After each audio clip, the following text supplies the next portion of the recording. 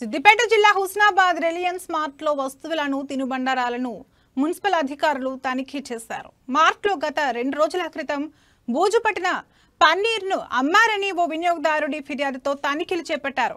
Reliance mart లో ఉన్న వస్తువులు తినుబండారాలపై ఉన్న తేదీలను చెక్ చేశారు. ఎక్స్పైరీ డేట్ దాటిన సరుకులు మరియు వస్తువులను అమ్మితే కఠిన చర్యలు తీసుకుంటామని హెచ్చరించారు.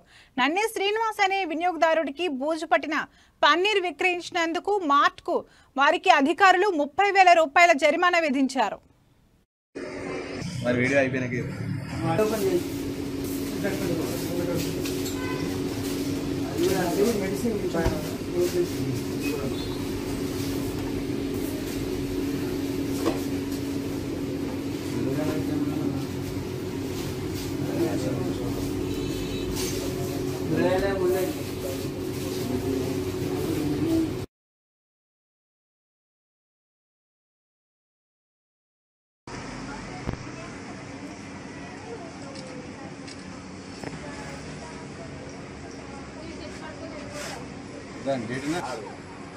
దాన్ని చూసుకుంటే పంగ వచ్చింది అట్లా తింటాడు మంచిదే అనుకునేవాడు.